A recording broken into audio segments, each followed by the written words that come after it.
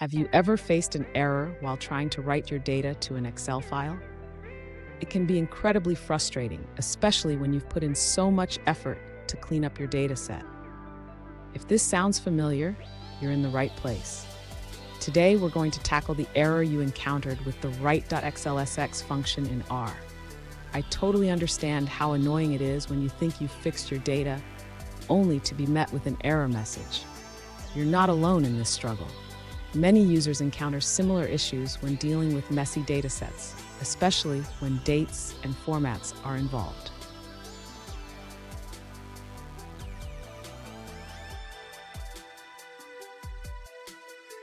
Let's dive into the specific issue at hand.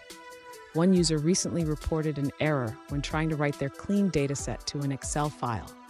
They received the message, "Error in jcall setCellValue value, method setCellValue with signature DV not found." Does this sound like your experience? If so, let's explore this together.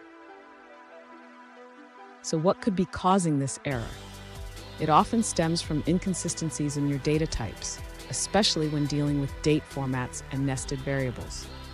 In your case, it seems like the POSIX seat format might be causing some conflicts when trying to write to Excel. Let's break this down step by step. And stick around.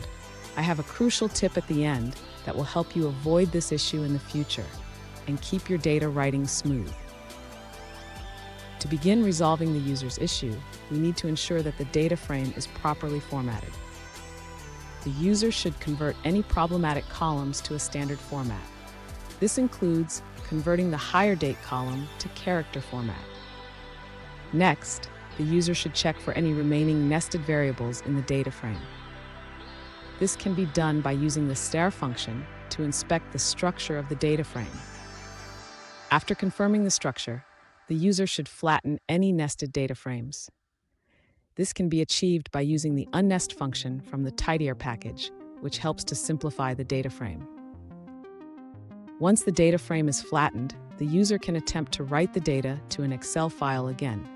This time, the write.xlsx function should work without errors. Finally, if the user still encounters issues, they should check for any warnings or errors that may provide additional context. This can be done by running the warnings function.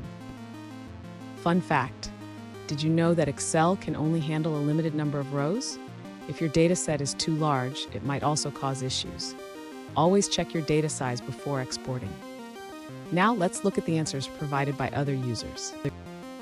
An alternative solution provided by another user suggests converting your data frame to a standard data frame before writing it to an Excel file.